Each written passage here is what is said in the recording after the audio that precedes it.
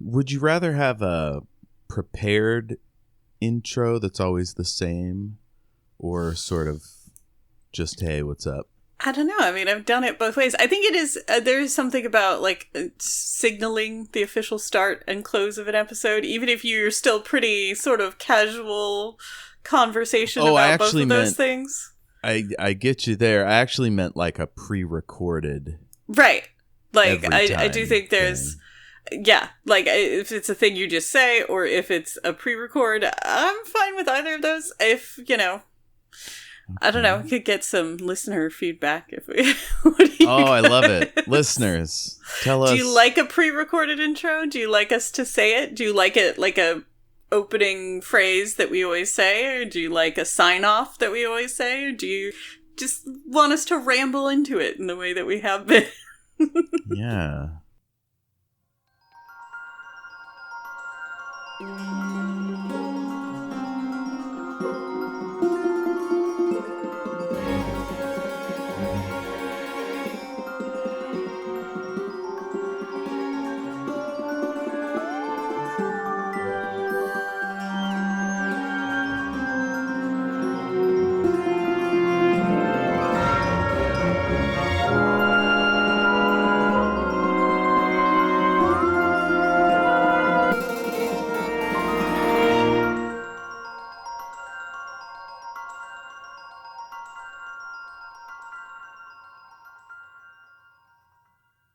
Welcome back to The Great and Secret Knowledge. We are reading Piranesi by Susanna Clarke.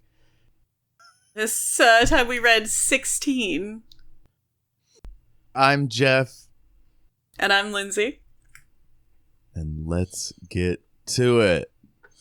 Lots was revealed in this episode. In fact, we finally got to see, or, you know, get who 16 is, and it's a she.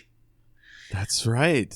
Which I have to say, I was very tipped off by the perfume description, because that is a pretty feminine-coded, obviously, like, this, you know, we've made up what we consider feminine scents and masculine scents and everything, and there's florals in both, you know, Ketterley and, you know, the other of the Prophet's colognes, but that was a very feminine-coded perfume that he detected in the halls. Yeah, I get lemons, geranium leaves, hyacinth, and narcissi. Narcissi? One of those. I think you said narcissi. But yeah. I'd love to be able to identify all the scents in perfume for my writing. Like, that was a really fun thing. I've learned some plants, so I can occasionally drop those in, but... I mean, I'm pretty good. My nose is pretty good, but I'm a professional chef, so it's sort of... There you go. I actually freak people out with my sense of smell sometimes, so I tend to not mention it because it unnerves people when I do. Yeah, I guess part of it is I have a pretty bland, like, not great sense of smell. I mean, like anything else, it can be trained, you know? I definitely did. I have a naturally good palate and sense of smell, but I definitely trained it. When people say, like, how do you taste that stuff or smell that stuff? It's like, well, it's like anything else. Anybody can learn to draw. Everybody can't be, like, Leonardo da Vinci, but everybody can learn to draw. Everybody can learn to improve their palate, you know? Or their sense of smell. So you could figure it out. You could learn to tell velveteer from amber and, you know, all that kind of... Cool. Ambergris. Ambergris.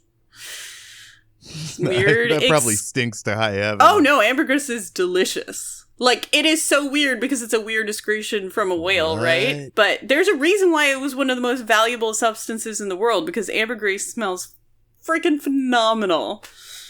Wow. Musk is one that doesn't, like, when it's just in its pure... Because you're literally talking about, like, the glands of deer is where we get musk from.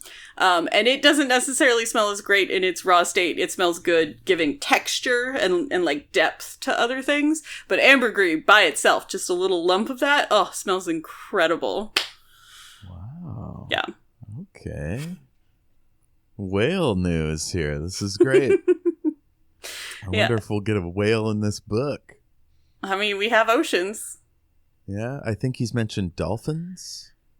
I don't Or is that just a statue? That's just a statue, I think. As far as living sea creatures, he's talked about shellfish, lobsters. He mentioned an octopus, but that was just to throw the Ketterley off when he was gonna tell him about the prophet, and then he didn't. And Ketterley was like, "That's right. What did you have to tell me?" And he's like, "Oh, I saw an octopus."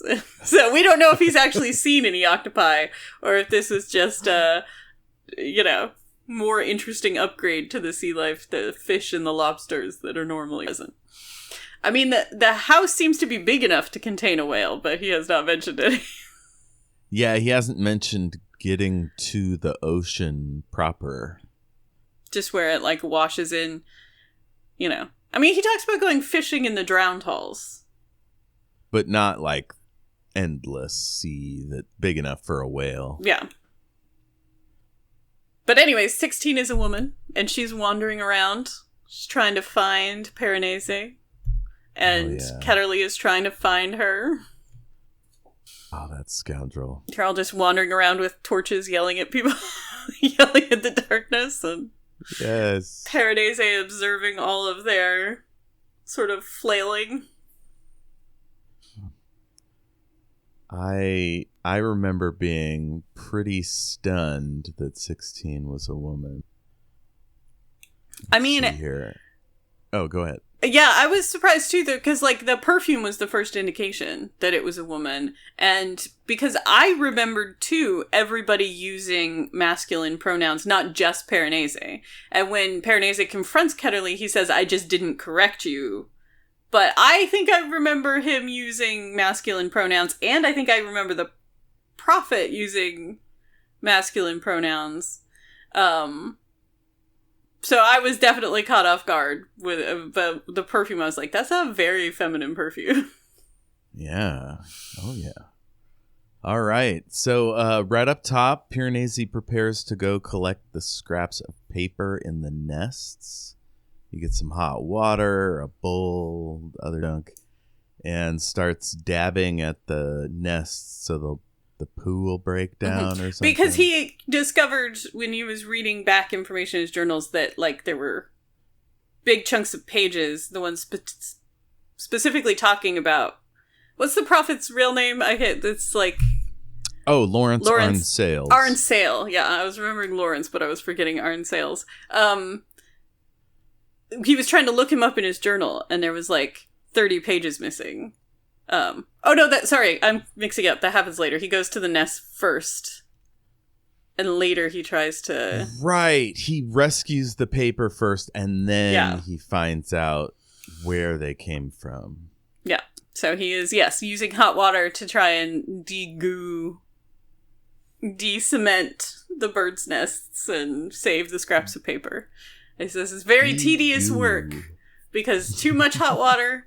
and the paper melts, not enough hot water, and it's not enough to loosen the bird droppings that are sort of cementing them. Yeah.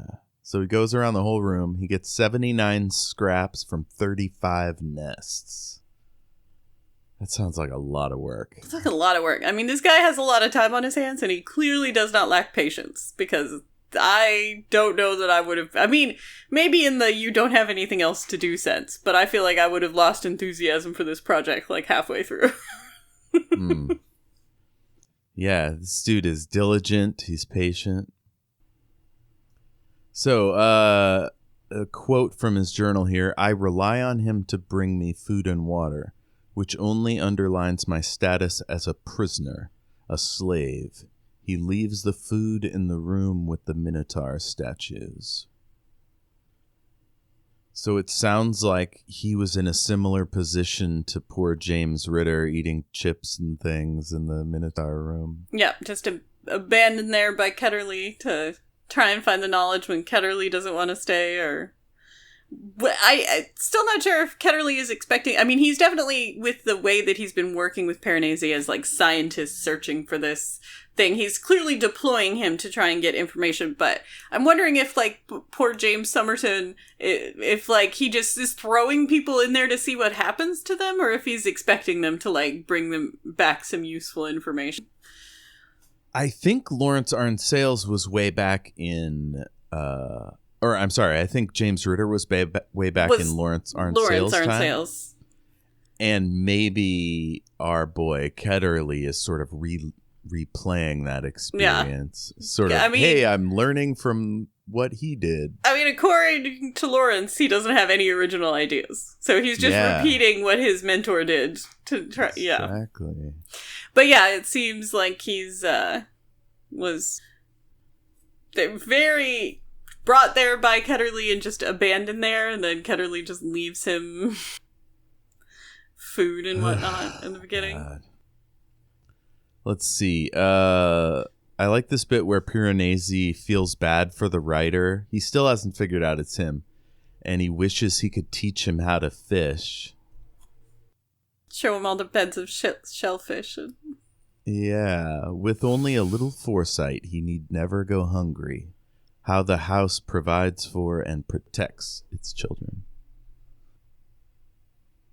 Yeah, I just love that he's like this wise, helpful guy with no one to help. You know, so he's helping this fantasy Again, man. all of his instincts are so compassionate. Like, all of his responses to everything are very, like, just empathetic and kind and thoughtful for... There was a bit where he talks about tormenting someone... I can't remember I didn't write down the specific context, but the quote is, had the concealed person tormented the biscuit box man or the other way around? Oh, because of the dynamic between... Right, because of what he's reading in the pages, and he's not putting together that it's him and Ketterley. He thinks it's their... He's wondering which other people who have existed in the world were doing this to each other. So he's like going through the dead, and he's like, which of the... who was enslaving whom and like how and why, and you know, going with the 14 people that he knows exists who aren't him. So a bit later, the writer thought a statue spoke to him. He's convinced he's losing his mind. He wants to kill someone, quote, before I forget why I hate him, unquote. Which he was not successful at. Right. Yes. We know that. Because he definitely did not kill Ketterley before he forgot why he hated him. He doesn't even remember that he hates him. And I love that when he's writing, sometimes it's all caps and he's just losing his shit. Mm-hmm. Whereas Piranesi never does that. Does he? I don't know if he ever does all caps. No, he capitalizes, like we've talked about, words, giving them, like, significance, but just the first... that words that would not normally be capitalized. He will capitalize to give, like, emphasis and important to, but he doesn't capitalize. I don't think we've ever seen him go all caps. Yeah. So after he kind of... Even in this section when he says fuck, like, 7 times in a row. He does it all caps, though. Oh, that was wonderful. So once he kind of knows what category of scrap it is, he puts them in different envelopes, and he's going to study. He isn't sure whether to tell the other about the people he's read about. Supposing he said, "Where did you hear of these people? Who told you?" I would not know what to say. He must not know that I have spoken to the prophet. He must not know about the entries in my journal. I mean, it's been very nice to see Piranesi start to realize that he should not just be fully transparent. Yeah. With Ketterley. Well, I mean, that lie that he gave him about the octopus, that just like rolled off the tongue. Well, because he walked in there fully trying to tell him everything, and if Ketterley could, like, get out of his own ass for 2 seconds and pay attention to what he was saying, he would have gotten a lot more information that he wanted. But because he had to immediately steamroll him... Because when he came in, he was planning on telling him about the prophet, but it was by the end of the conversation that he thought, maybe I shouldn't, and then he was, you know, the, like, lie just slipped out. But, yeah, like, he was going in... full disclosure, planning on telling him everything that happened, and then Ketterley immediately steamrolled him. I kind of wonder if he's a bad liar and Ketterley just doesn't pay enough attention to know, or if he's actually a good liar, he's just never tried it before. Yeah, I just think he's too credulous to really he didn't think he should be lying. Yeah. Like, from his perspective up until this point, the other was totally trustworthy. It was his good friend, was his colleague in science, and there wasn't any reason to hide any information from him. But these last couple of interactions and getting some new input from other people have made him think that, like, maybe the other doesn't need to know everything. Yeah. Man. And also the fact that he talked to somebody else when he told the other that he wouldn't was also part of the motive. Yeah. Plus all the killing talk. Yeah, really, I mean, that was the thing that made him be like, maybe I don't need to tell this guy everything, because he's apparently ready to kill me, which I didn't know. That was news to me, Piranesi, that this guy's ready to kill me at the drop of a hat. Son of a bitch. If he found me insane, he wouldn't even try to help me, he'd just kill me. Yeah, I was thinking lying is probably a developmental stage that some people never grow out of, but for Piranesi, it's almost like he's trying it out. You know, there's a necessity, obviously, but like for me to think back when I first had to lie, like, I mean, I was so young, I don't remember. Yeah, no, there's a couple different developmental stages. There's one where you first start realizing the difference between, like, true things and untrue things, or like, because when you just say stuff and there's not a real clear delineation between what's real and what's not, and then you start to get an idea of those two, and then you start to get an idea of like why you maybe should or shouldn't say untrue things in any capacity. So yeah, because there's a phase where like little kids will just say, like, to quote Eddie Izzard, "It couldn't have been me, I was dead at the time." Man, Eddie Izzard. She's such a fantastic comedian. Indeed. Next up, Ketterley, the other, says he's planning to do the ritual, but it's been 2 months. So, like, even though he knows more or less where it is, how long it takes to get there, is he putting it off? Does he need, like, is he super busy in his real life so he doesn't have time to block off the trip? What it seems like in this, and certainly Piranesi's impression, is that, like, all of the disruption of 16 coming and being there has, like, pushed aside or disrupted any of those plans. Interesting. So, like, because he was really keen on doing this ritual until all of this stuff about 16 showing up and, you know, don't let 16 talk to you and we have to get a gun and shoot 16. Like, so yeah, then comes the perfume. I love this bit right before he tells us what's happening. He says, "Something had just happened. What was it? What had just happened?" And then he like steps back and he could smell the perfume again. The scent originates in the first vestibule and goes as far as the doorway to the corridor leading to the first southwestern hall. We find out he knows the smells of Ketterley and the prophet Arne-Sayles. And 16 was here. and I liked the note that, like, this was a very sunny, sort of happy perfume to be worn by such a malevolent person. Yes, it was surprising to me that someone like 16, someone so wedded to destruction and madness, should wear a perfume so lovely, so redolent of sunshine and happiness. So then he talks to Ketterley. He's like, did you know she was a woman? Well, no, he's still saying he. Maybe I was going to say, because at this point, he doesn't know that she's a woman because he hasn't seen her. It's later when he sees her writing the message in chalk and yelling at the birds, and she hears her voice, that he realizes that she's a woman. At this point, he's just found the perfume and figured out that it isn't either the prophet or the others. So it has to be 16's, but he hasn't seen her yet. So at this point, he doesn't know that she's a woman. Do you remember the context of this quote? It is very likely that he will be pleasing to the eyes. His manners will be friendly and insinuating. This is how he intends to destroy you. I don't remember the context of that quote. I guess actually I think this is him talking to himself. I don't think this is Ketterley. This is Piranesi talking to himself because he had the thought about, that's a very like sunny perfume for somebody wedded to madness and destruction. And then he's like, oh, don't be naive. Like, this is how they get you. Like, this is why you would assume that they would be scary and ugly, and they'll probably appear very nice to you. That's how they would lure you in to drive you mad. Yes, okay. So it's in italics, which is when he's talking directly to himself. Yeah. Gotcha. So the next part is called More People to Kill. I love when the chapters are like really stand out.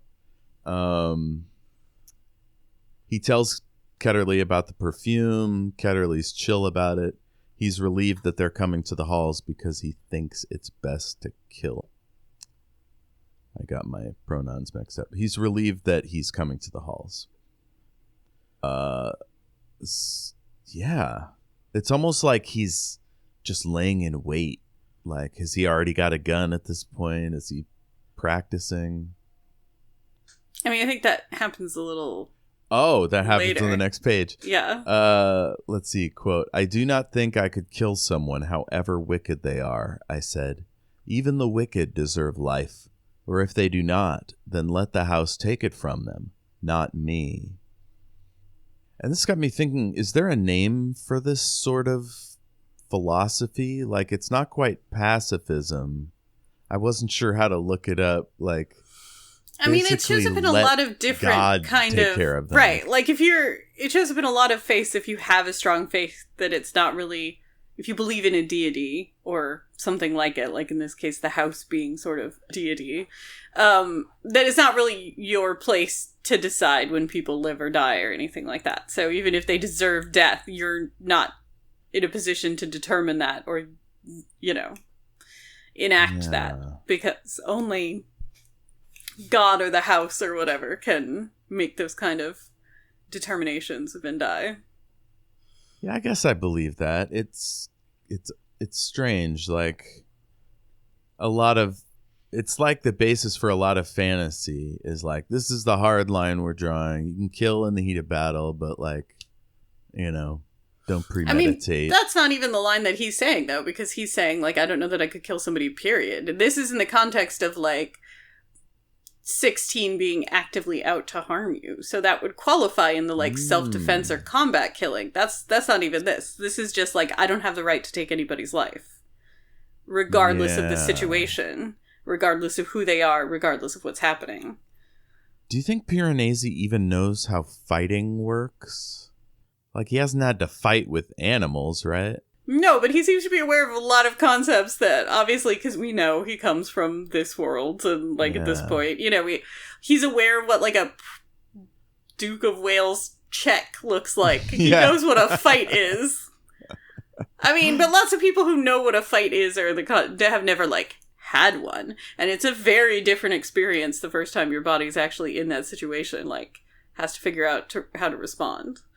Like, the first time somebody punches you is a very shocking experience if like, your body is trying to figure out what the fuck just happened. God, I just was flooding with emotion thinking back to they weren't even fights. Well, but, like, as kids... One, I guess, was, but I just got thrown over this guy's shoulder and landed on the ground and hurt. Mm-hmm. God. And then my mom, like, to discipline this boy, just set us both out in the hallway, because she was my teacher at the time, set us both out in the hallway and said, learn 10 things about each other. And I'm like, this dude was about to kick my brother's ass.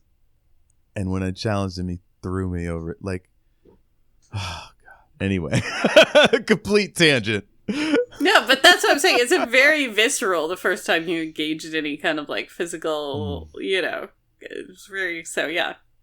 Even knowing what it is doesn't ensure that you'll do it. Plus, the human body has, like, we talk about fight and flight all the time, but the human body actually has 4 responses, which is fight, flight, fawn, and freeze.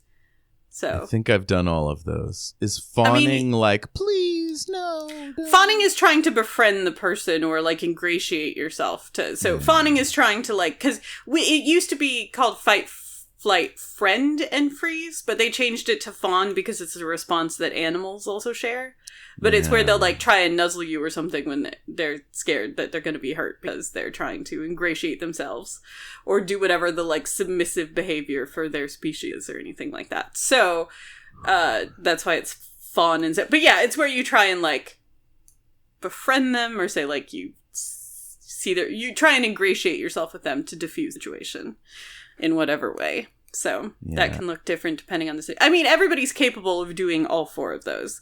But most people have like a default response. And you don't really know what that is until your body gets into a life or death situation or what it perceives to be a life or death situation and just snaps into whichever is the most sort of reflexive to you.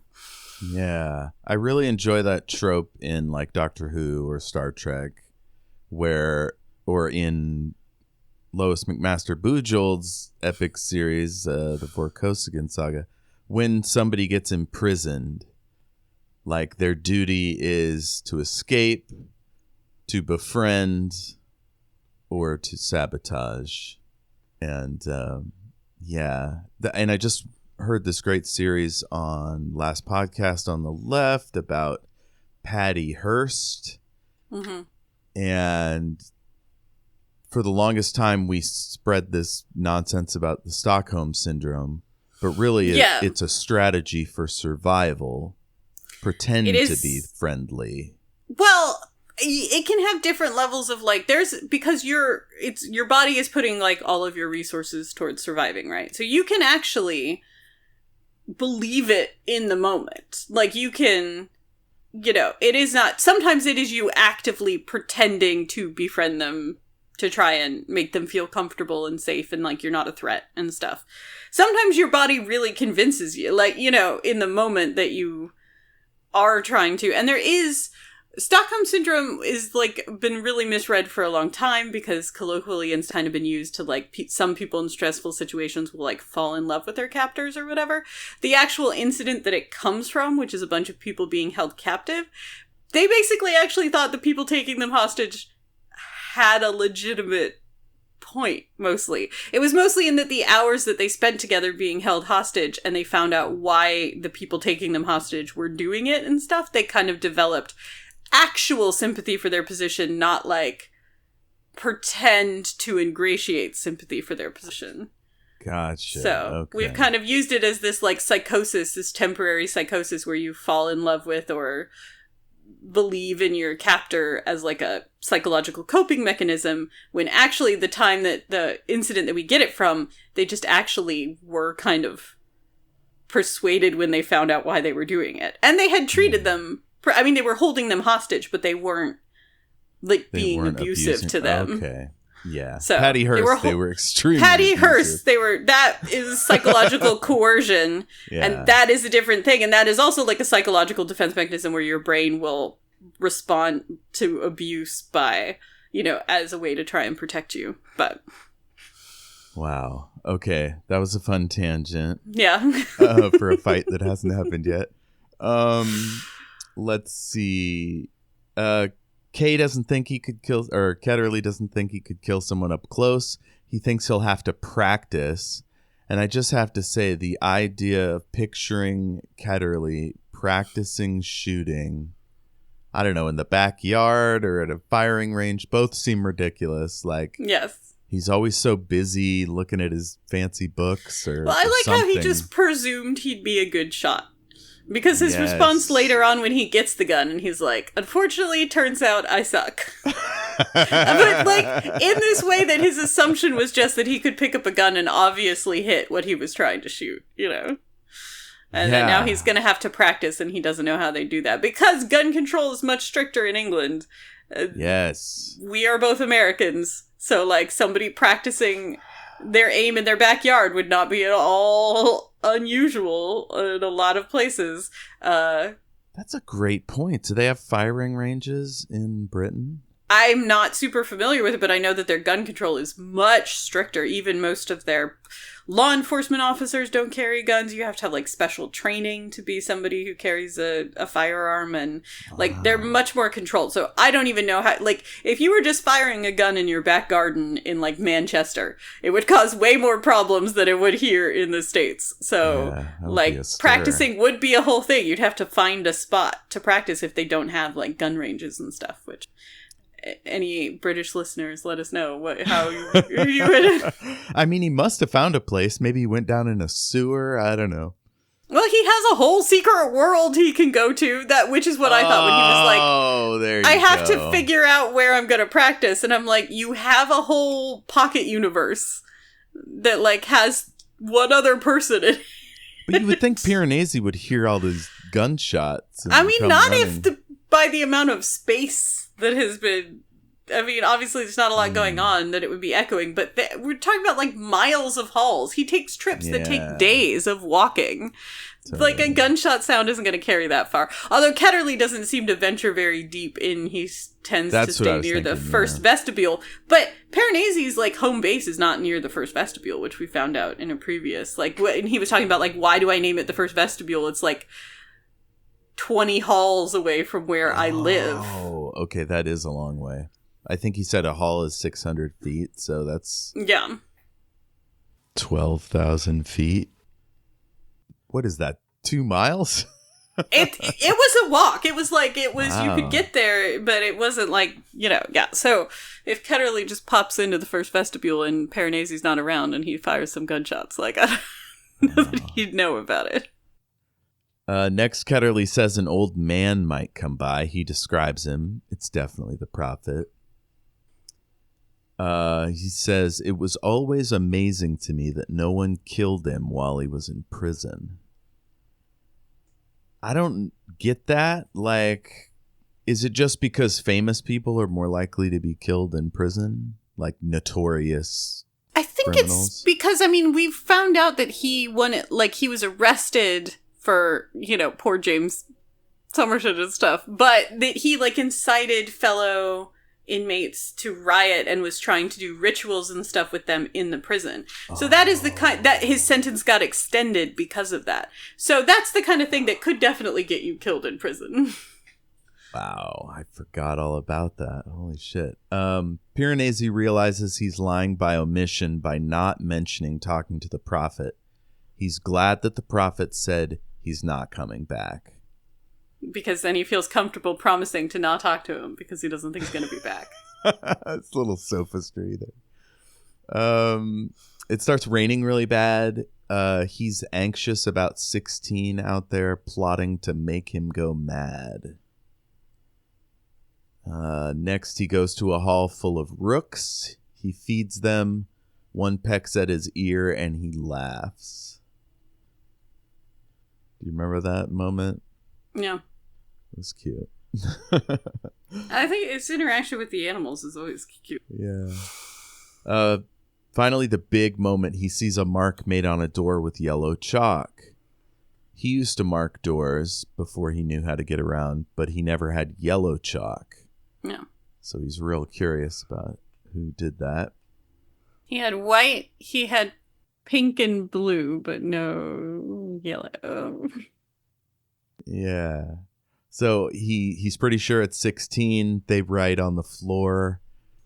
He's worried about going mad, so he tries not to read it? He doesn't read it. He sees that there's writing, but he doesn't read it.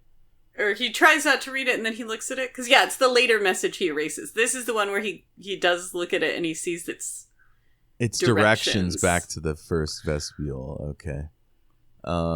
So he's not sure if the words will make him go mad or just listening to 16. It hadn't even occurred to him that they could just write down words that might make that. The chalk mark is at a level where he thinks that 16 is between 12 and 15 centimeters shorter than him, which I think is around 1.5 feet. Not that good with metric conversion. Yeah. We'll cling on to the stupid imperial system forever. Oh, for fuck's sake, I swear. So then he writes this wild note to 16 in all caps. The other has warned me of how you intend to make me mad. But in order to make me mad, you must first find me. And how will you do that? The answer is, you will not. I know every niche of these halls, every apse, every place to hide.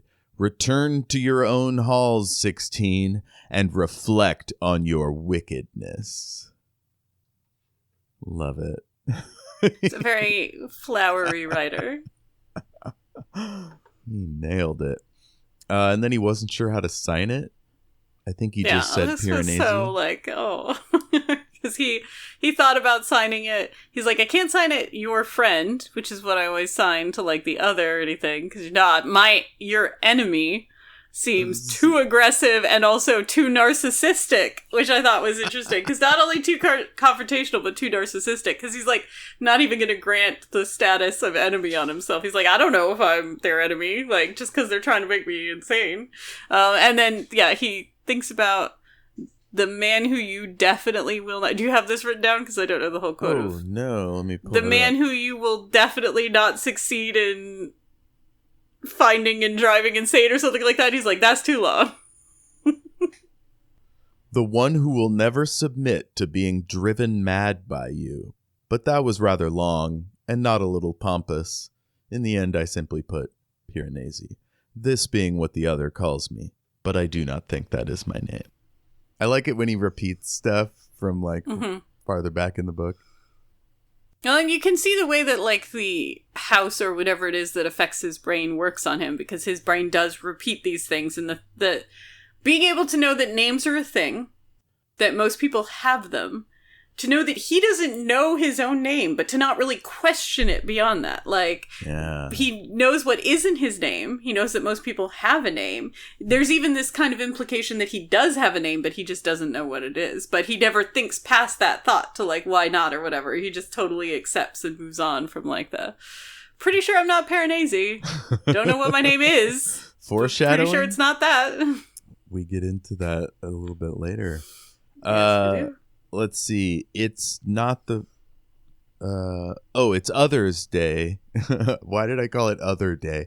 It's the day Ketterley comes, so Piranesi grills him about reading 16's words. The other says we shouldn't read his words, but also it's okay. He actually pats Piranesi on the shoulder. Mm-hmm. I was surprised both that that happened, but also that Piranesi didn't wax ecstatic about being touched. Yeah. Like, is this the first time this has ever happened? I don't know. It does seem like Piranesi would have, if this was like the first time he'd ever touched him, he would have probably commented on it. I also think that Piranesi at the beginning of the book would have responded very differently to that kind of show of affection than Piranesi now, who's gotten like a little bit more cagey with the other. Interesting. Ketterley has gotten a gun, but he admits he's bad at shooting. Piranesi suggests that maybe 16 will see his response and stop coming. Ketterley shakes his head. There's not a chance of it, Piranesi. I know this person. 16 is relentless. 16 will keep on coming. I like the... It's almost like he's writing copy for an action movie trailer.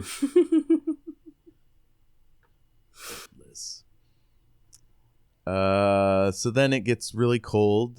He gets waken up but doesn't know why. All is calm. It's dark and someone has a flashlight. So he goes looking around, realizes that they're searching maybe for someone specific. He hears the other shouting Raphael. He threatens to hunt down his enemy. He drops his flashlight and curses. He sees some weird shadows but dismisses them. And then he sees 16, also with a flashlight. 16 is studying the statues. They look at the note Piranesi had left for them. And 16 writes a whole bunch of stuff.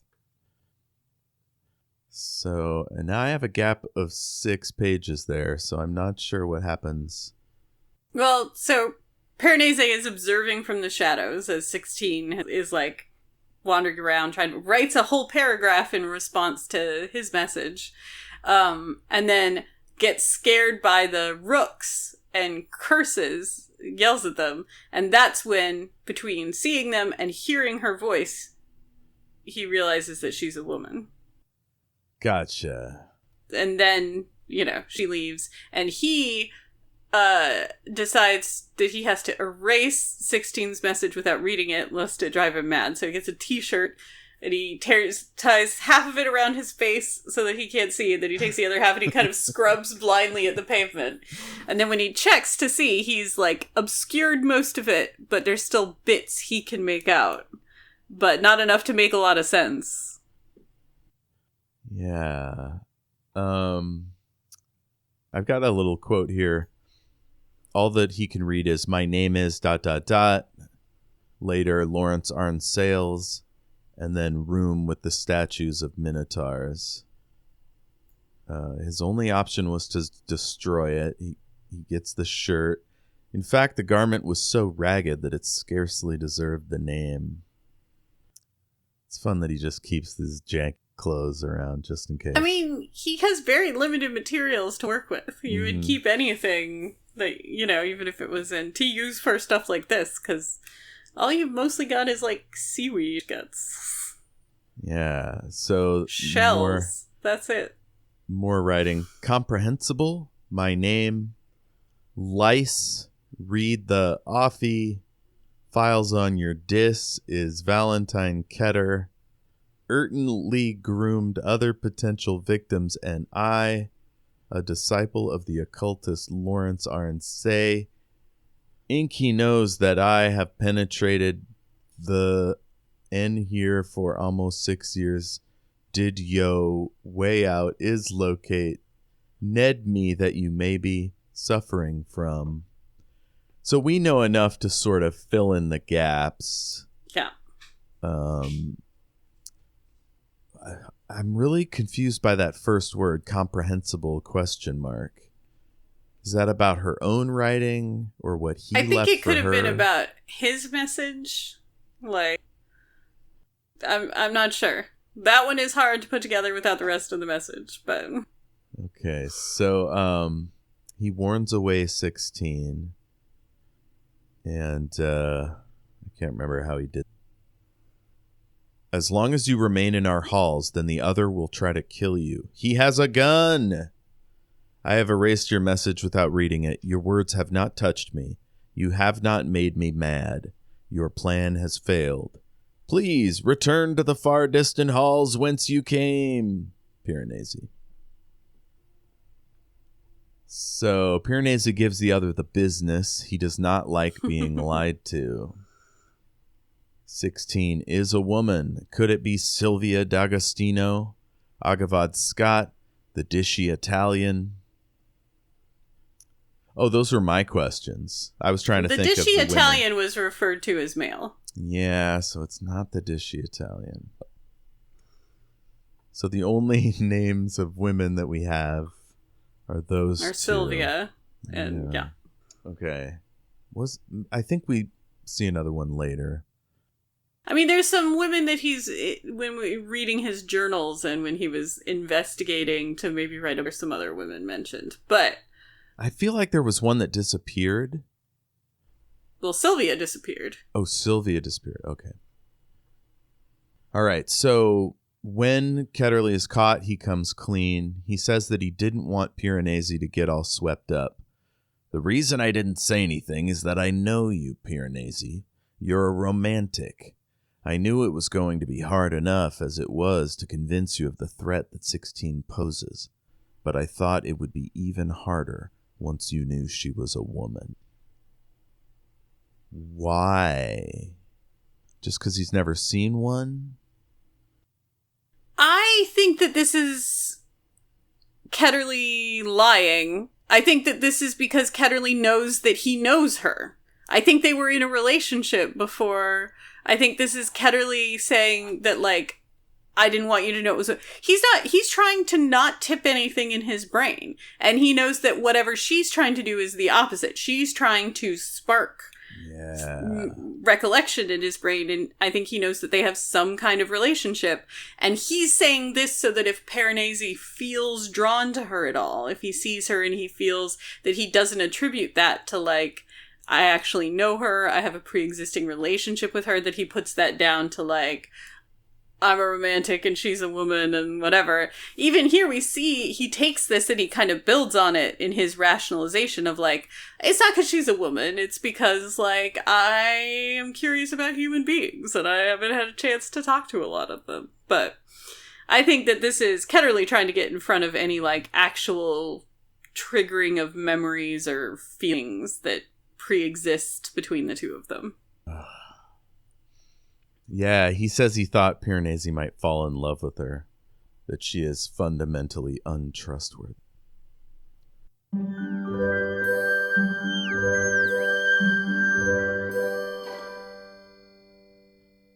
Piranesi thanks him for looking out for him, but tells him not to keep stuff from him in future. The other wonders how he heard her voice. He explains that she was talking to the rooks. Which is fun, like, they have that in common, that they talk to... I don't think most people, when startled by a bird, would say something to the bird. I don't think that that's necessarily like she and Piranesi. I also think, and this is also a documented thing, when you don't have anybody to talk to, human beings are social animals by nature, and I think Piranesi being there all by himself in the halls, most people would start talking to the animals. Yeah. Me, when I run into one of my plants, I go, oops, sorry. Yeah. What's that Facebook group? Humans will pack bond with anything. Oh, I love that.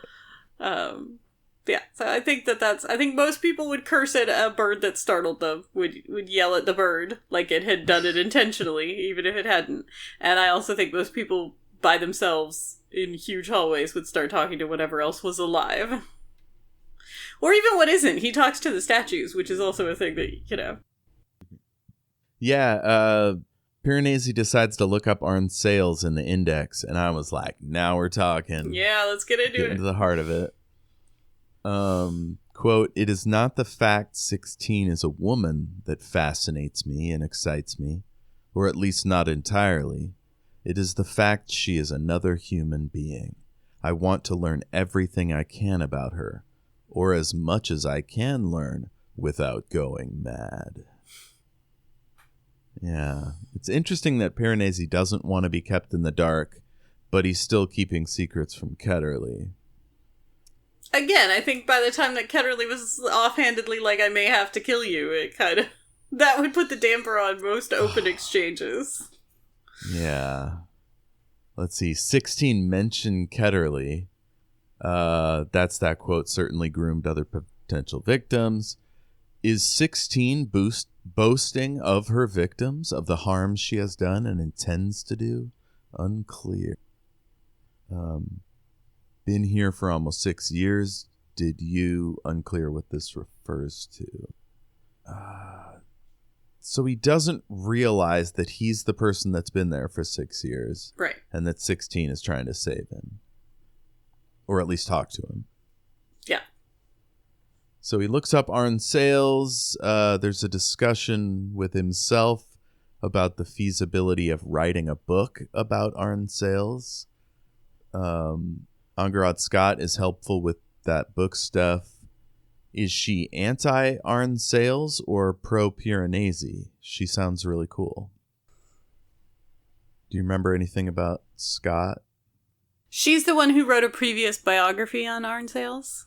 Okay. So, and when he's doing his pro and con list about whether he should write the book or not in his journal, one of the things he says is that she's already done one, but then his, like, pro why he should do it is that she wrote from a biographical perspective, not from a historical perspective, and she would be the first one to say that, and she is encouraging him writing a book that there should be, like, more books about it. So... Cool. Yeah. Helping him with a lot of background information that she gathered for her biography and stuff. So he's doing all these pros and cons. He comes across a new name. Tally Hughes is emotionally unstable and possibly delusional. I wonder if that's true or if she was talking sense. Because she's talking to, the government or whatever about the house, probably? Probably, or Arne-Sayles doing weird rituals and, talking to bog people heads and whatnot, so... I mean, I guess you could be emotionally unstable, possibly delusional, and also right. Yeah, also have actually witnessed something that is, But also, I mean, poor James was thought to be insane for, years after he came back from the house. So speaking of Ritter, spending a long time writing about a deeply unpleasant man could be emotionally taxing. Oh, wait, no. This is about the other. No, that's in the that's in the pro-con list of writing the book about Arne-Sayles.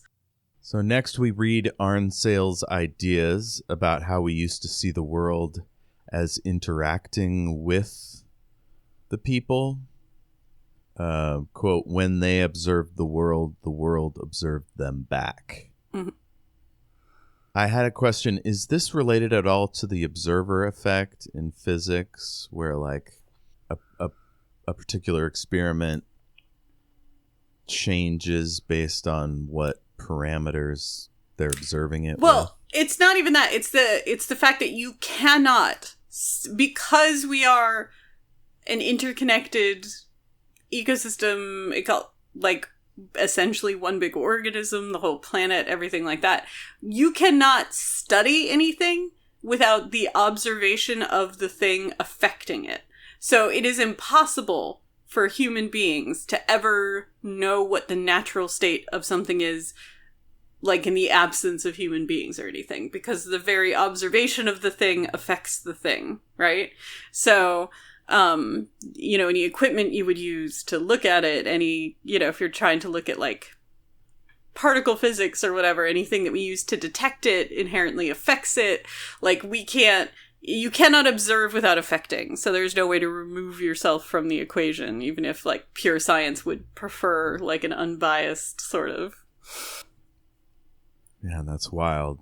Another quote, the world was constantly speaking to ancient man. So I'm getting a sense of animist philosophy or religion. Mm-hmm. When he talks about this being a pretty accepted principle that most cultures have had a developmental stage where humans were inextricably connected with the environment.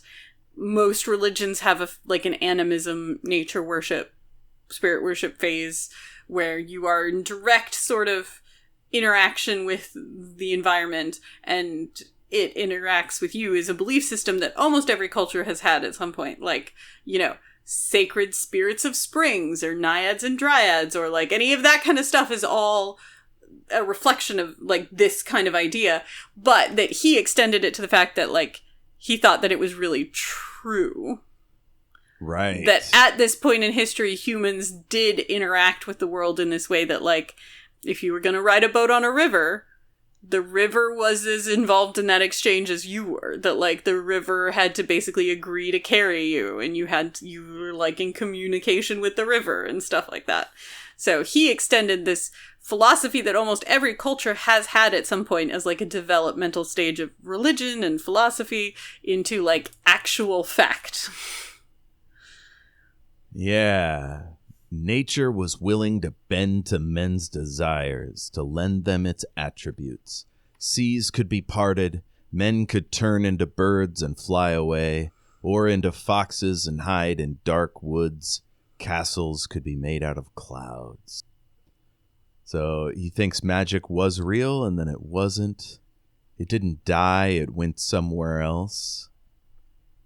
And then we get into my favorite part of the chapter, which is the Adidomerus head thing.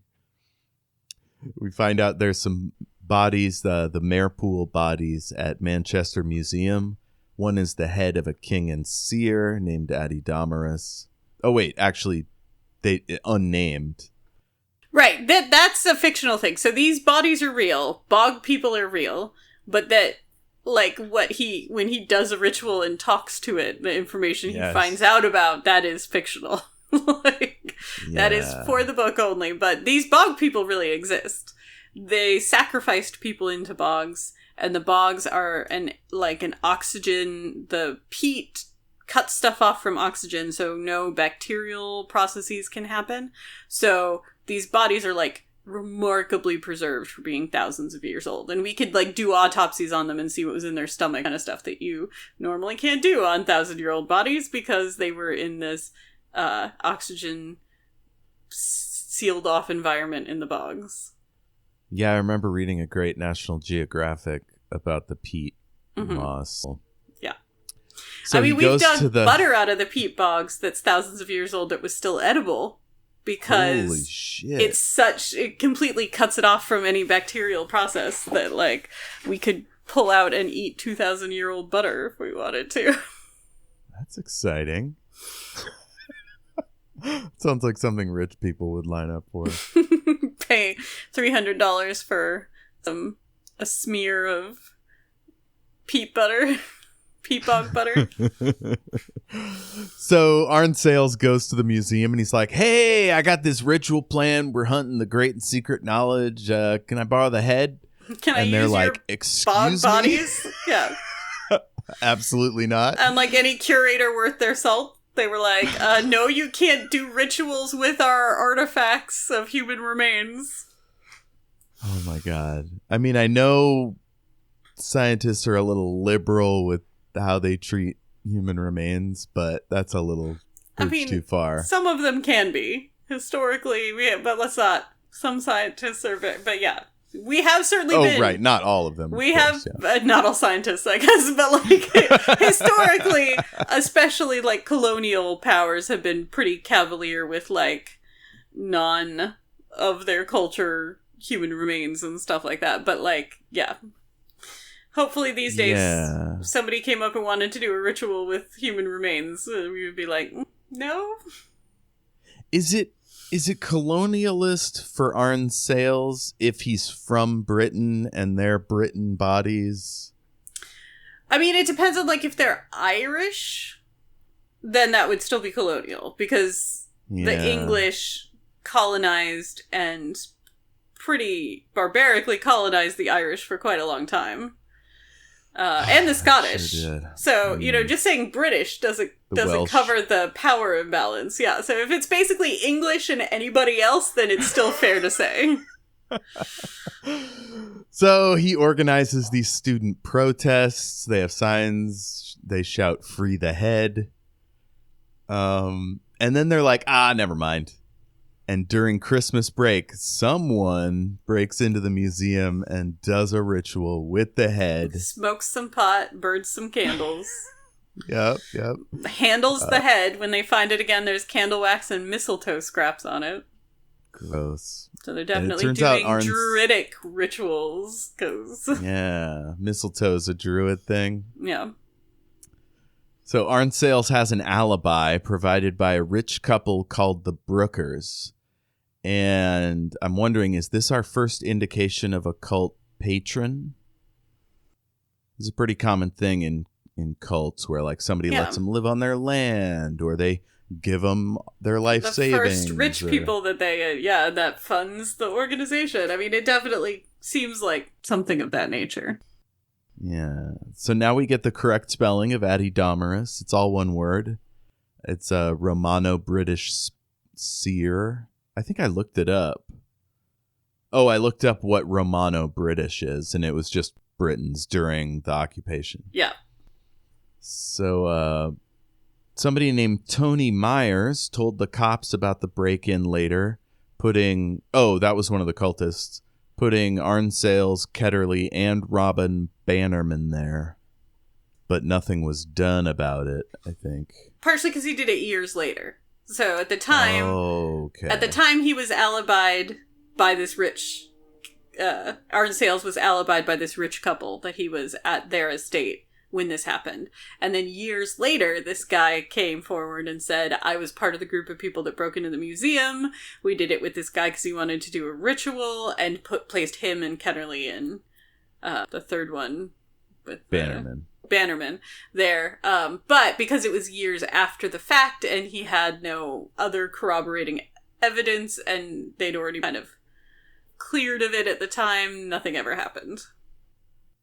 So the weirdest thing about that is Myers said that at one point he had seen the lips of Marepool 3 move, but he hadn't heard any words. Mm-hmm. So that's kind of freaky. Is that the first, like, actually magical thing that's happened in the book? I mean, people made it into a different dimension, so we know that there was ritual and people are slipping in and out of this world. So I don't know. Fine, Maybe I'll give it to you. Chronologically, in, like, Arne-Sayles' personal history of trying to find magic, it seems like it might have been the first actual magic thing. Yeah. Okay.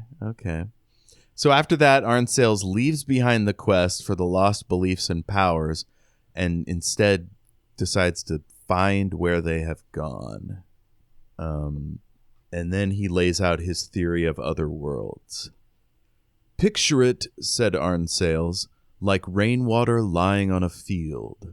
The next day the field is dry. Where has the rainwater gone? Some has evaporated into the air. Some has been drunk by plants and animals. But some has seeped down into the earth. This happens over and over again. For decades, centuries, millennia, the water, seeping down, makes a crack in the rock under the earth. Then it wears the crack into a hole. Then it wears the hole into a cave entrance. A kind of door, in fact. That's nice. How caves work. How caves work. We already heard a variation of this when he was talking to Piranesi the first time about, like, how he thinks this world was created and why he thinks that, like, the great and secret knowledge or magic is no longer there. Because, like, water creating a cave. You can't be in the space until the thing that is carving it out has left it, so. Ooh, yeah. Okay. Nice. So it made the statues and the halls and everything and then to some other dimension. I mean, that's what he thinks. Ah, that's just his thought, that he's like, Ketterley's a fool for looking for it here because it made this place, but it's like water carving out a cave. Yeah. It has flown out now. It has created this place, but now is gone. But we don't know that that's true. That's just what he thinks. Next here, it was necessary to cleanse one's vision in order to see the door. To do this, one must return to the place, the geographical location where one last believed the world to be fluid, responsive to oneself. In short, one must return to the last place in which one had stood before the iron hand of modern rationality gripped one's mind. How would you remember that? I mean, you can remember the last place that the world felt. I mean, I remember as a kid having experiences that felt magical, or like there was something just around the corner, that the world did not feel bound and constricted in the same way that it does now. And that's just because of the way that your brain, like some of the developmental stuff that we've talked about before. But if magic was real and you were looking for it, the last place where you were still basically untainted enough by, like, the world or your thought processes to be able to access that. The liminal space. Liminal space is always magical in basically everything. I'm trying to think. Would it be my house on Peacock Hill? Would it be my daycare, school? Like, where did I lose the magic? He seemed to know exactly where to go. He does. He knew exactly. It was his mom's garden. I like how he can't help but throw in a dig at the, like, new occupants of their vulgar flowers. Like, what makes his mom's roses so refined and their flowers so, like, vulgar and tasteless? I have a couple quotes. The then owners, dull exemplars of the prevailing mediocrity. Surrounded by the roses my mother had planted, though now forced to share their beds with flowers of insufferable vulgarity. And I wrote, this guy tells on himself so much. Mm-hmm. Truly. Next, all around me, doors into other worlds began appearing. but I knew the one I wanted, the one into which everything forgotten flows. The edges of that door were frayed and worn by the passage of old ideas leaving this world. I gotta say, this part was wild to me, and definitely, I guess, maybe illustrates some differences between me and Arne-Sayles, because if I all of a sudden had access to tons of doorways to other worlds, I don't think I would be as fixated on, like, the one where all the... I mean, he's looking for the human magic, and he thinks this is where it went, but, like... He never seems interested in addressing the multitudinous other doorways again. That's amazing. I didn't even consider it. Like, if I'm to speculate what his motives might be, is that to document this place would prove his theory. Right. His two goals that he's stated from the beginning at different phases are to, A, prove to other people that this is true, but also he was originally searching for getting that power back. Right. That he believed that people had. So you would want to go where you think it went, right? Like if you think it existed here and it fled because of modernity and modern thinking, then that makes sense that you're trying to go there. But the fact that he opens up, sees, glimpses lots and lots of doorways and doesn't seem to investigate them at all. Not one unicorn, dragon. Again, that's things that have existed in the human world, though, if you're saying that magic is real, so they would probably be where all the magic from the human world went. But, I mean, you don't know, I guess I have a limited imagination. Which ancient stories trees made of cake. I mean, I'm just saying, like, I am curious enough that if I was universe hopping, and I all of a sudden opened, if I was trying to get into other worlds, and all of a sudden I opened and glimpsed many doorways, I would not be like, oh yeah, I want that one. I want the old forgotten knowledge of Earth world, and that's it. Man. And then focus the next several years of my life on it. I would be like, let's check out those other worlds. Right? Yeah. As soon as I found this one and I was like, okay, it's real. Right. I understand staying focused. Yeah. Getting there, checking it, making sure it's real. But then it'd be like, hey, what about all those other doors? Yeah. Especially at the point where he's given up on the idea that magic and, like, ancient wisdom is still housed in this world. See, and I could think, like, he would find the place and then he'd be like, now we know magic's been here. Let's find out where it is now. Yeah. Of course, I still think it's pretty arrogant of him to write off magic still be in the sense that, like, something is still happening here, right? Like, oceans are, like, doing different things, tidal patterns. If you stay here too long, you forget things. Something is still happening in this place. Like, it is not a dead world. Yeah. If you got here and it was all lifeless, empty halls with statues, like, crumbling, that would be like, okay, whatever was here or made it doesn't exist here anymore. But there is still stuff happening here. Right. So I think it's pretty presumptuous to just be like, yeah, no, there's not. Clearly there's some kind of magic still happening because, like, people can go insane or do reliably at least lose all their memories if they stay here. Okay, so I guess I'm not an egotistical scientist, so I'd have more of an explorer's kind of vibe. Like, let's see all the worlds, whereas he's going step by step. But something made him stop caring. Well, he was also in prison for years. But he could have at any time done a ritual and entered another world, right? No, because he talks about that space in the garden being his access. And it doesn't, I don't know that he has to be there, but he has to be in a place that he feels is, like, permeable to other forces. Whereas being in prison, I mean, he tried to do rituals in prison. That he wasn't trying to, like, break out by getting to another dimension or something, or another world. So, like, he might have been trying, but couldn't without access to that place. Interesting. But before he got arrested, he never tried to jump into any... And there's definitely a gap between this part of the garden and, like, him being in jail, where he was doing a bunch of stuff in this world, so... Yeah. He goes through the door between pink roses and finds the halls.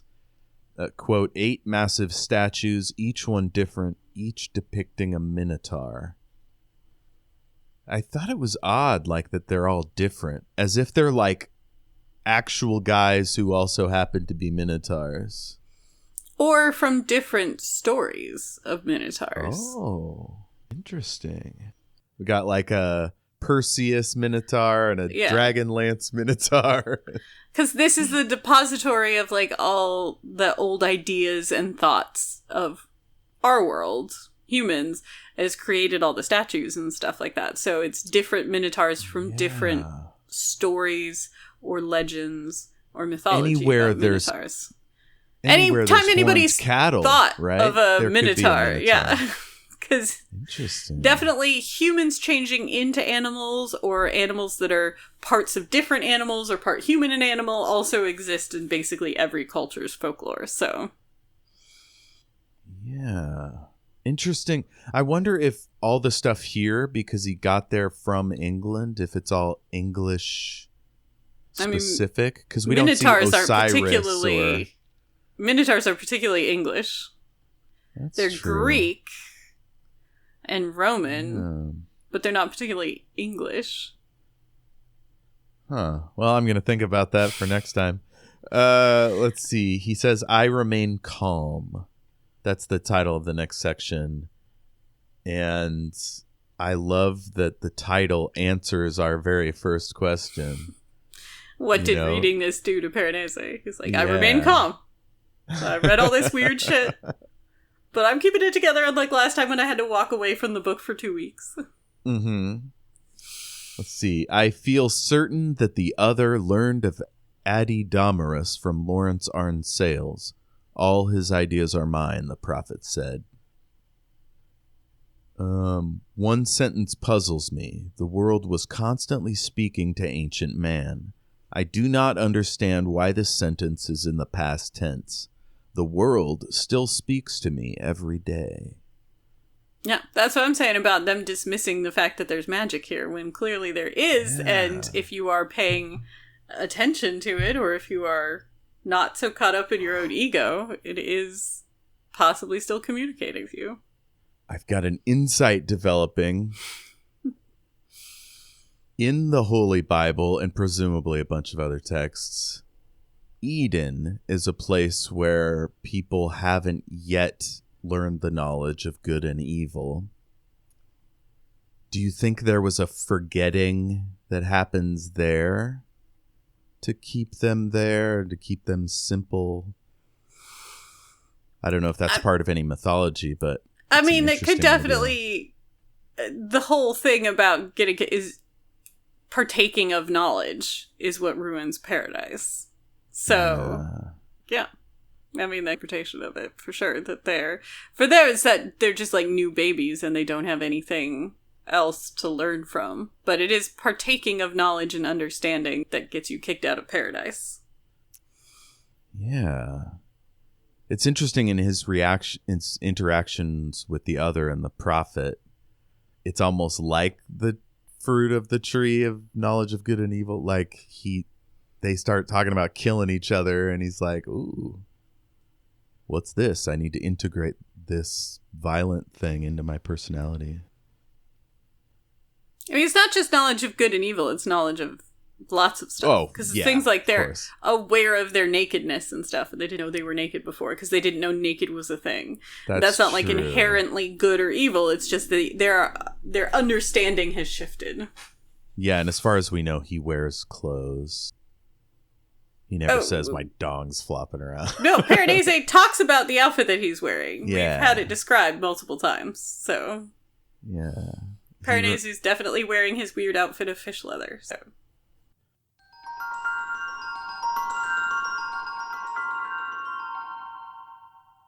So he remains calm despite all the strange words and phrases, but he thinks he must have gone into a trance state to come up with this stuff.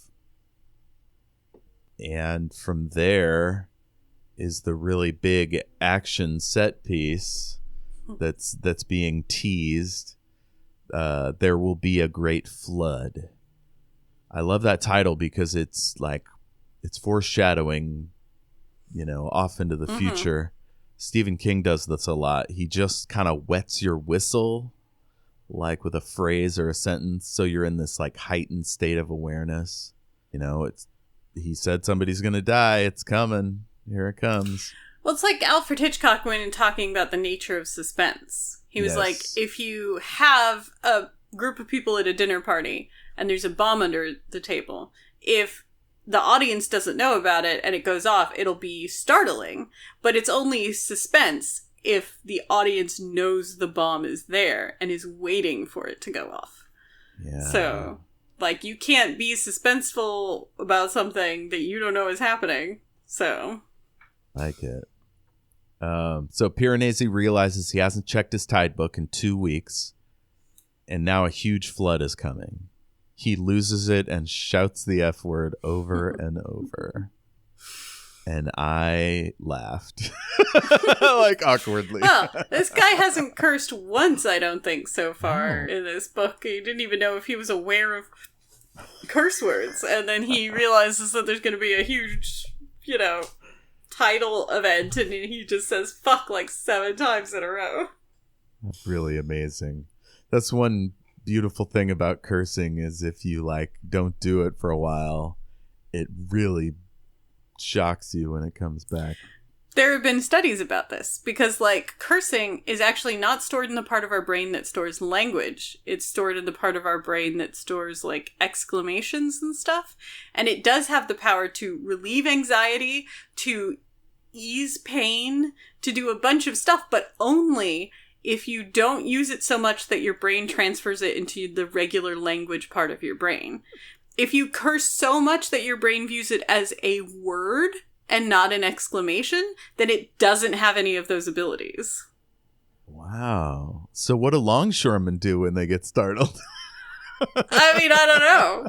Because they've taken the power out of curse words by if you make it interchangeable with regular everyday language, then it doesn't have any of those effects to regulate your body or ease pain or anything like that. Because that only works when your brain keeps it in the part of your brain that is for exclamations and not words. But that also means if you damage the language centers of your brain, you can still curse. You might not be able to say anything else, but you can still curse if you've kept those, because they're in a different part of your brain. That's interesting. I don't know if Alzheimer's affects the language center of your brain or if it does something else, but definitely Alzheimer's patients often, when they get mad, will curse, whether they are making sense or not. Right. Well, it's part of the reason stuff like tics in Tourette's and stuff like that are often curse words and stuff, because it's the part of your brain that's, they're treated differently by your brain than regular words. So, fascinating. But yeah. So I spoke to myself sternly, telling myself that it was no good bewailing the past. What was needed now was to plan for the future. So he goes around, he tells the other there'll be a great flood. The other says it's fine because he won't be there on Thursday. Piranesi asks where he'll be, and the other blows him off. But then something completely unexpected happens. The other asks him, "Will you be okay?" And I have to ask, is this guy softening? I don't feel like that's completely unexpected. He's not, he doesn't care about Piranesi in a thoughtful way. He cares about him in a resource and investment way. And so things like he was totally willing to get him shoes when he needed shoes to get around. He brings him stuff, but he's not aware enough to be you've had bare feet the last 5 times I've seen you. Maybe you would be more comfortable if I bring you shoes. So he cares about him in the way that obviously he is interested in him still being there and exploring the house, because Ketterley is too nervous to stay in the house more than an hour, but he still believes the great and secret knowledge is there. He brought, we assume, the implication so far is that he brought him there and imprisoned him / stranded him there so that he would have somebody to look around the house for him. So he's invested in keeping him alive as a resource. I don't think as a person he's worried about him. Oh, that's gross. I mean, that really is slavery, isn't it? Mm-hmm. Yeah, he's instrumentalizing a person, taking away their humanity and making them an object to serve him. That is definitionally slavery. I think it's also an artifact of, a lot of times we do this if we think somebody might be hurt, one of our first questions is, "Are you okay?" which is either like, are you freaking out? Calm down. Or do I need to do medical treatment? It's different from, are you okay? Like, you know what I mean? Yeah, like, no, I mean, it's there basically can definitely almost saying, like do I have to do something in order for you to be functional? Yeah. I mean, there's definitely a way to ask, are you okay, that's genuinely inquiring and caring about the person, and a way that's like, do I have to do anything about this? Yes. Like... Yeah. So Piranesi says he needs to warn 16. The other doesn't understand why. Like, we're supposed to kill her. Why should we save her, I guess? Again, he's also used to Piranesi more blindly taking his direction and advice, and he's been used to being able to manipulate him more easily. So he just has disregarded every time that Piranesi has pushed back against, like, I don't really know that I want to kill this person. But he's assuming that because in the past, whenever he's told Piranesi to do something, like, he's talked about, they've had conversations before about Piranesi bringing up that they shouldn't be looking for the great and secret knowledge. Mm-hmm. And he's like, you have to listen to me on this stuff, and Piranesi just going along with it. So I think he's not really taking on board, like, seriously internalizing that Piranesi is not decided about killing 16. Because he just assumes Piranesi always does what he tells him in the end, so... I'm worried that he's gonna, like, be like, Piranesi's getting too smart. I gotta do something to him. I mean, that could definitely happen, but I think it would take a lot to sort of pierce obtuse, you know, yes. self-involvement. Oh, man. Or his sort of cocky arrogance about his belief that he's like a master manipulator who has this all under control. He's clearly doesn't, but definitely feels like he does. Yeah, it's hard for narcissists to pierce that veil sometimes. And he views Piranesi as like a child, so... Yes. So the next chapter is, Are You Matthew Rose Sorensen? And so as I walked, I thought about the last message I had left her, the one begging her to leave these halls. Perhaps in the intervening time she had replied. Perhaps the reply would be something like, Dear Piranesi, you are right. Today I will return to my own halls. Sincerely, 16. I like that he's sort of fantasizing about what a positive chat would be. Like, what is the ideal response that he's hoping for here? Yeah, he expands on that, hoping 16 will come clean and pledge her willingness to change her wicked ways.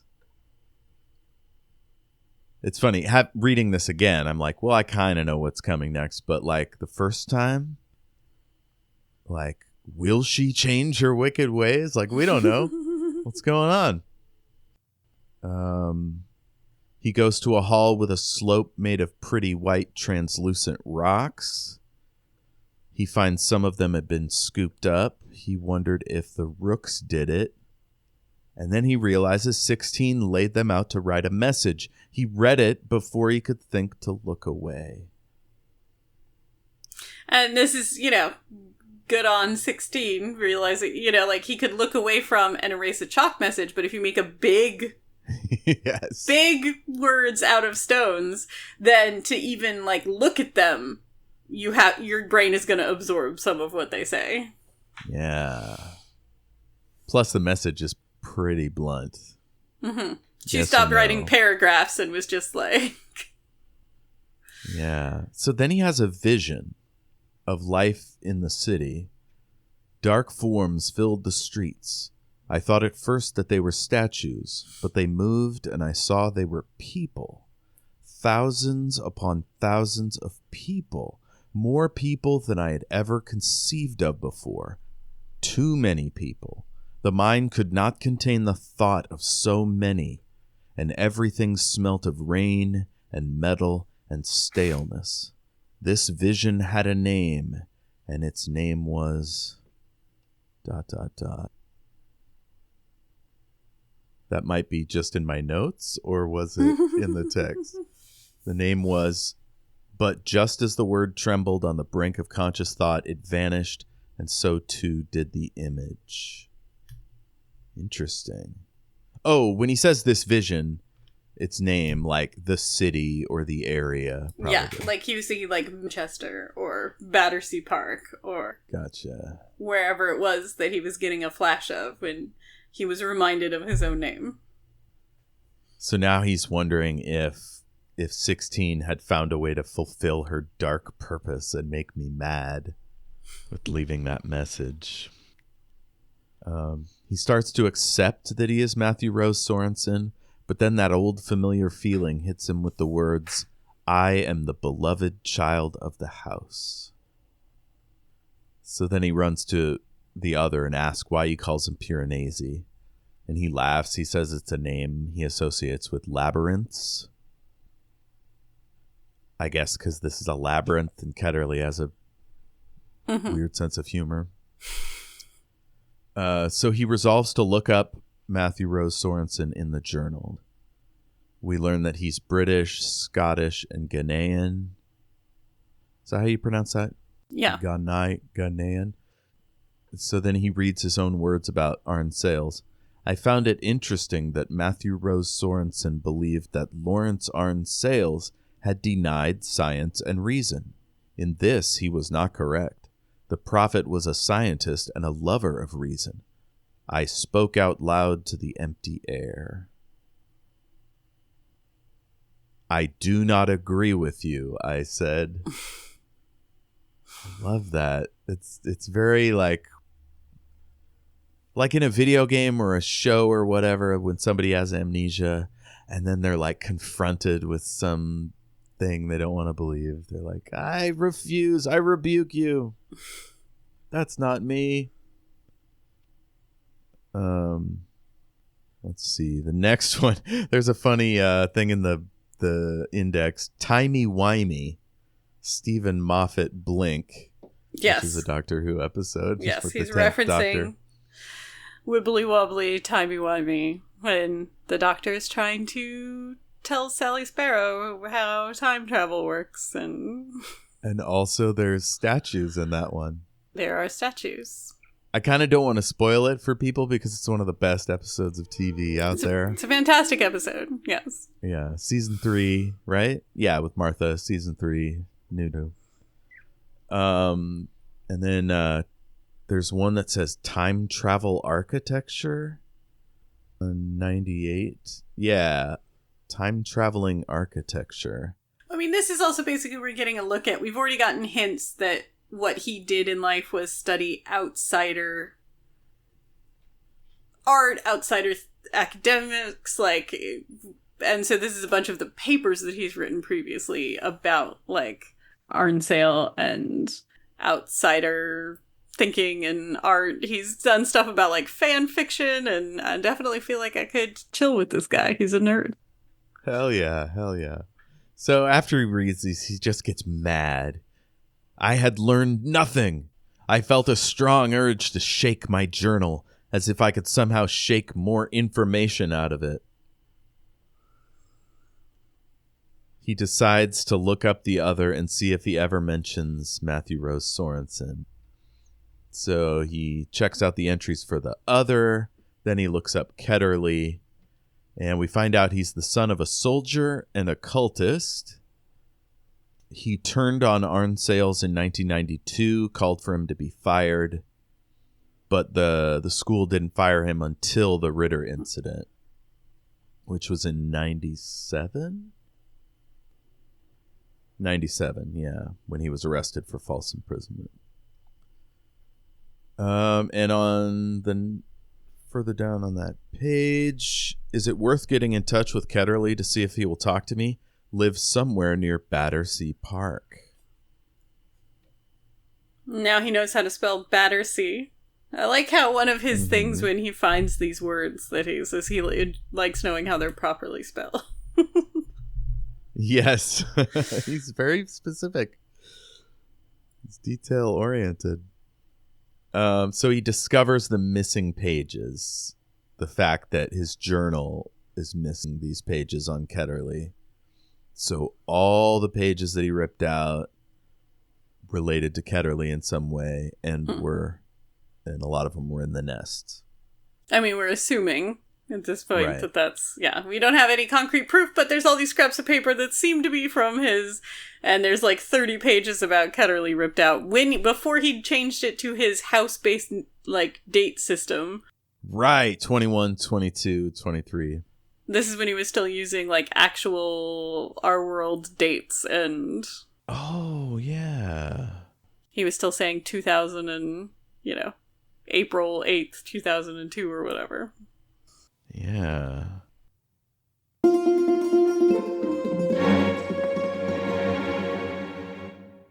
So, who could have done this? Could it have been the prophet? I knew that he detested Ketterley. Perhaps his hatred would cause him to destroy writing about his enemy? Or could it have been 16? 16 hated reason. Perhaps she also hated writing, a medium by which reason can pass from one person to another. But that made no sense. 16 had employed writing to leave me a long message. And in any case, how could the prophet or 16 find my journals? And so he kind of explains that they're really hard to find. They're hidden in a specific place. So he accepts that only he could have torn out those pages. He puts the scraps together and discovers the events of 15 November 2012. And that's the end of the chapter. That's it. That's where we leave off. What happened on November 15th? Well, the next section is titled Valentine Ketterley, so pretty sure we're going to find out. The other is unmasked. This is exciting. He gets to read his own actual thoughts about him. Now, before the 16 chapter, I asked, who do you think 16 is? What's their deal? Valentine Ketterley, I can't imagine there's much depth to the guy. I mean, I think we've already gotten a pretty good view of who he is. I mean, unless we're going to hear about his childhood and how he became such a dick or something. Yeah, unless we're going to get an origin story for that. I think we've already know most of what we need to know about him, but you will see, because the next chapter is all about him. It might be about how he tricked Sorensen to come here. And I mean, my assumption would be based on the scraps of pages that we've read so far about, I want to kill him, he's imprisoning me here, he leaves food into the vestibule, that this is going to be about his first days in the house, not about, a history of Valentine Ketterley. This is going to be about Valentine Ketterley luring him, bringing him to the house, and trapping him in the house, I would assume. And in the present tense, presumably, the flood is on its way. Yes. Might pop off during the chapter. Chapter is about the same length as the one we just did, so I think we'll just do that one. I think the last one we can get the last two sections at the same time. Yeah, I think the last one's pretty short, and then, we can do wrap up for the whole book. Yeah, review. Any final thoughts on this section? Anything you... I think we've pretty much gone over everything through the course of going over the chapters, so. What about you? Any additional last thoughts? I feel like it's a little misleading to call the chapter 16 and we still haven't met the woman. Yeah. I mean, we've seen her from afar. We've smelled her perfume. We've observed her different ways of trying to get a message to somebody, but yeah, we still haven't actually met her. It reminds me of Waiting for Godot. Have you read that play or seen it? Okay. Yeah. Just standing around waiting for them to show up. Spoiler alert, Godot never gets there. Oh no, you've ruined it. Any recommendations? Anything you've enjoyed in the last 2 weeks? I have totally, I think this was still the case last time, but I have totally been binging Make Some Noise and Game Changer on Dropout TV, so that's... Yeah, so what are those particular shows? Make Some Noise. And Make Some Noise is a spin-off of Game Changer. Game Changer is a game show where when the show starts, the contestants don't know what game they're playing, and part of the game is to figure out what the game is. So the game just starts, and it's a rotating cast of a bunch of different people, almost all like comedians and, you know, creatives, and then the game starts, and part of the game is that you have to figure out what the game is. So it's very fun. And then Make Some Noise was one game that they did on Game Changer that was so popular that they made it its own show, because the thing on Game Changer is that it's different every time, right? So if you want to do something again, you have to... So they spun it off into its own show. And it's about taking prompts to do improv, basically, but to, like, make some noise. Like, you take the prompt and you make a sound, or you do an impression, or you do a scene based on what the prompt is, and it can be incredibly hilarious. That sounds awesome. It's very fun. I've been stressed out the last couple of weeks, so it's the perfect kind of stuff where it's like, it's just fun and diverting and, you know, interesting, but not where your, like, brain has to keep track of a plot or anything like that, you know? So I kind of got caught up on podcasts for the week, so I started re-listening to The Legend of the Condor Heroes, A Hero Born, and A Bond Undone. And goddamn, this series is fantastic. Everybody should read it. It's beautiful. Friend of my other podcast, Daniel York Lowe, does the narration. It's just beautiful. I recommend, if you like the guy's voice, to watch his other work online, and also listen to the episode he did of Everything is Awesome, because he's very fascinating. Chinese British guy, actor, Royal Shakespeare. Yeah, cool guy. And then a really short thing you should read. It's called Imaginary Friends by Jacqueline Rayner, and it's like this 100-page book, Doctor Who, and it's sort of centered around this boy, and once he meets the Doctor, or at a certain point, this bear he gets that is dressed like the first Doctor, somebody is sending him new wardrobe when the Doctors change. So, like, at the same years of his, like, it starts in 63, and so, like, in 66, he changes his outfit, and then again in 69 or 70, whatever. So, like, the fourth Doctor, he's got a long scarf and a floppy hat. But it's just super touching. Like, I wept just right there on my mail route. I highly recommend it. It comes in a collection, if you do it as an audiobook, a collection of stories set in the 60s, 70s, and 80s. It's called the Decades Collection, but you could probably find it by itself, and I highly recommend it. It was so good that I almost bought it, but it's hard to find a hardcover. Yeah. And so, like, I was like, do I want to spend this much, or should I just get the audio? I got the audio, but yeah. I'm really weird about owning things. I really like owning things too. I mean, I think part of this is because, like, you know, we're both creative people. We make stuff. I would like to make my living off of intellectual property someday, so I like acknowledging other people's, especially when I really love it, by purchasing it. And I also just like having it. And in these days of, like, uncertainty on the internet, nothing digital is guaranteed to be real or not go away. So there's some things I'm so glad that I bought, because, like, the movie The Fall, one of the most visually beautiful movies, Tarsem sings The Fall, one of the most visually beautiful movies I've ever seen. I bought it on DVD, and now it's in weird copyright hell, and you can't watch it or find it anywhere. So if I hadn't bought it, I would never be able to watch it, and I am very relieved that... So anything I really love, I like having a physical copy of. Yeah, so I have like 200 or 300 audiobooks and like a few ebooks.